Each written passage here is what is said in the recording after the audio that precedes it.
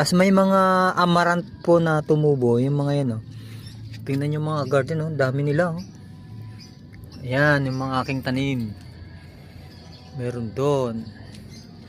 Tapos itong mga dahon ng mga talbo ng kamote, ilalagay po natin doon sa aking compost bin.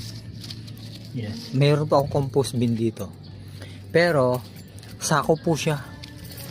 Yan, dito ko ilalagay. Tapos lalagyan po natin ng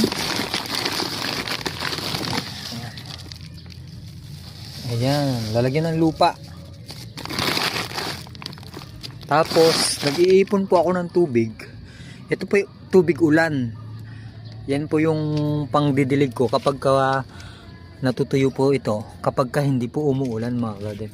Tapos meron na po akong ano dito, mulberry. Ito yung aking mulberry. Pinutol ko po na po yan. Tapos sa susunod po, magkakaroon na po yan ng mga sanga. Ayan. Tapos ito na po yung aking oregano. Kung nakita niyo po yung oregano, ito yung kauna-unahang tanim ko dito sa rooftop. Ayan mga ka-garden. Ayan.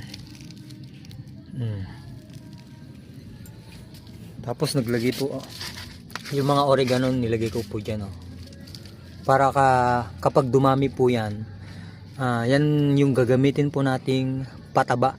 Abangan nyo po mga ka-garden, gagawa po tayo ng fermented plant juice para po sa ating mga halaman, pampataba sa ating mga tanim.